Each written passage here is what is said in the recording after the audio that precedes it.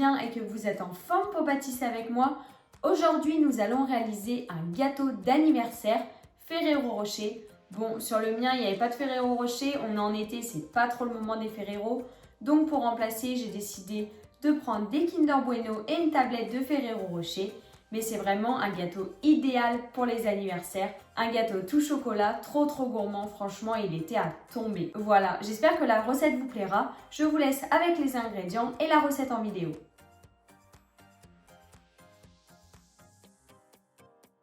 Il vous faut 100 g de noisettes, 60 g de sucre glace et 150 g de chocolat au lait. Dans un plat en lait au four, disposez vos noisettes et enfournez-les pendant 15 minutes à 150 degrés. Vous allez voir, ça va sentir trop bon la noisette. Faites fondre ensuite votre chocolat au lait au micro-ondes. Lorsqu'il est fondu, mélangez-le bien. Dans un mixeur, placez vos noisettes, ajoutez le chocolat fondu et le sucre glace. Et mixez bien le tout afin d'obtenir une pâte bien lisse. Et voilà, transvasez tout ça dans un bol et votre gianduja est prêt. Réservez.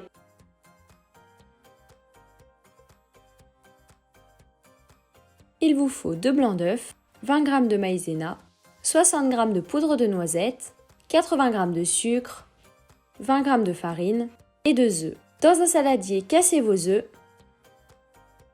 ajoutez le sucre et mélangez à l'aide d'un fouet électrique pour rendre la pâte bien lisse et bien blanche. Il faut que la pâte ait doublé de volume. J'ai complètement oublié de vous filmer, mais vous n'avez plus qu'à incorporer toutes les poudres et mélanger très délicatement pour ne pas faire retomber la pâte à l'aide d'une maryse. Réservez et montez les blancs en neige. Vous n'avez plus alors qu'à incorporer le beurre à la préparation précédente et à incorporer les blancs en neige très délicatement à l'aide d'une maryse. Lorsque votre pâte est prête, transvasez-la dans un moule filmé de rhodoïde de 20 cm de diamètre et enfournez pendant 10 minutes à 180 degrés. Et voilà, votre génoise est cuite. Bon, le trou au milieu, c'était pour savoir si elle était bien cuite. Ne faites pas comme moi, soyez un peu plus délicat.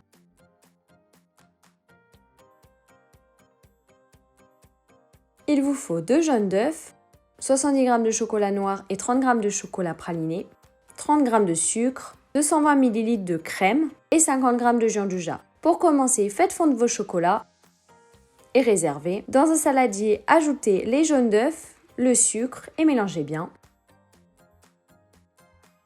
Dans une casserole, faites bouillir votre crème et lorsqu'elle a ébullition, retirez-la du feu. Incorporez-la très délicatement tout en mélangeant continuellement sur les œufs et le sucre pour éviter de faire cuire les œufs. Faites ça vraiment au fur et à mesure tout en continuant de mélanger. Reversez cette préparation dans la casserole et faites-la chauffer jusqu'à 82 degrés. Elle ne doit surtout pas dépasser cette température, sinon les œufs vont cuire. Vous pouvez vous aider d'un thermomètre, ça sera bien plus simple pour vous. Lorsqu'elle a cette température, retirez-la du feu et incorporez la préparation sur le chocolat fondu. Mélangez bien à l'aide d'une maryse. Et ajoutez pour finir le gianduja. Mélangez de nouveau et réservez au frais minimum une nuit entière.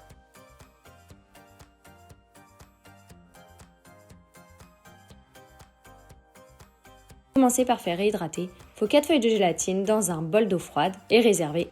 Dans un saladier, ajoutez 4 jaunes d'œufs avec votre sucre et mélangez bien. Dans une casserole, ajoutez la crème et mettez-la sur le feu afin de la faire bouillir. Lorsqu'elle atteint une petite ébullition, versez-la très délicatement petit à petit en continuant bien de mélanger sur le mélange œuf-sucre afin d'éviter de faire cuire les œufs. Retransvasez ce mélange dans la casserole et faites-la chauffer jusqu'à atteindre les 83 degrés. Lorsqu'elle atteint cette température, versez le mélange sur le gianduja et laissez refroidir à température ambiante cette préparation. Pendant ce temps, montez votre crème en chantilly. Il faut qu'elle soit bien froide ainsi que les fouets et le bol pour vraiment qu'elle monte bien. Lorsqu'elle est bien ferme et que votre mélange au gianduja a bien refroidi, vous pouvez incorporer très délicatement votre crème à l'aide d'une maryse.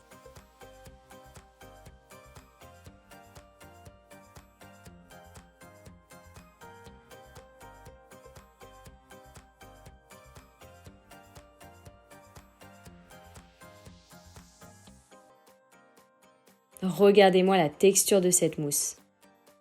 Et voilà, votre mousse au praliné est prête.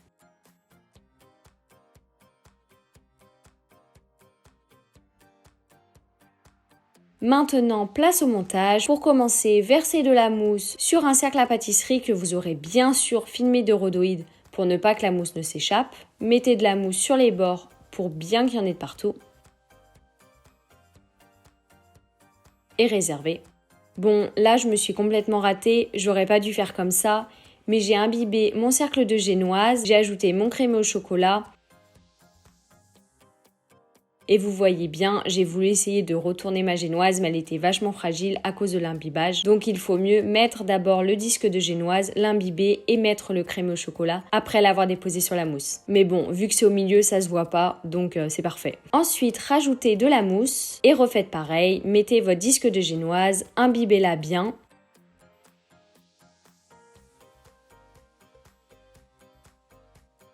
Et ajoutez une bonne couche de crème au chocolat. Finissez par ajouter de la mousse et vérifiez qu'il y en ait bien de partout pour pas avoir des surprises au démoulage. Et voilà, plus qu'à le mettre au congèle minimum une nuit. Et voilà le résultat après démoulage, laissez-le décongeler, pareil minimum une nuit pour faire la décoration.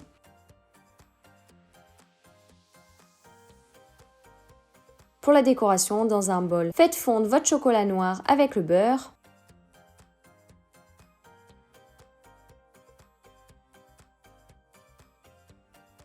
Et mélangez bien le tout. Lorsque votre gâteau a bien décongelé, vous pouvez verser ce nappage sur le gâteau en formant quelques coulures.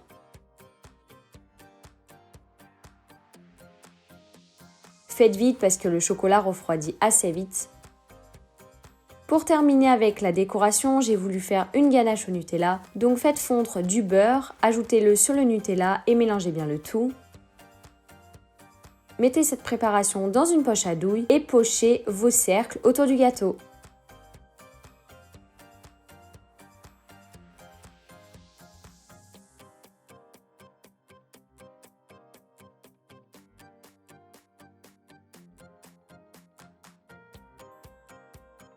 Avec un petit cercle au milieu pour faire joli. Et voilà, maintenant que vos rosaces sont bien formées et que vous les avez laissées un petit peu au frigo, vous pouvez rajouter quelques gourmandises sur le gâteau. Normalement, on met des Ferrero Rocher, mais là, vu qu'on est en août, j'en ai pas du tout trouvé. Donc, j'ai remplacé par des Kinder Bueno et une tablette de Ferrero Rocher. Et ça donne un résultat de dingue. Et voilà, vous pouvez le déguster, franchement, pour un gâteau d'anniversaire. Moi, je l'avais fait pour l'anniversaire de mon cousin. Il a été ravi, il s'est vraiment régalé. Tout le monde s'est régalé, tout le monde a validé le gâteau. Ça avait vraiment ce goût de praliné, de chocolat. Et vraiment, en fin de repas, c'est vraiment un dessert assez léger qui passe super bien avec la mousse. Donc franchement, je vous le conseille. Bon appétit! Et voilà, c'est la fin de cette vidéo. J'espère qu'elle vous aura plu. N'hésitez pas à liker, à vous abonner, à commenter, mais surtout à activer la cloche des notifications pour ne louper aucune de mes vidéos. Allez, prenez bien soin de vous. À bientôt. Ciao!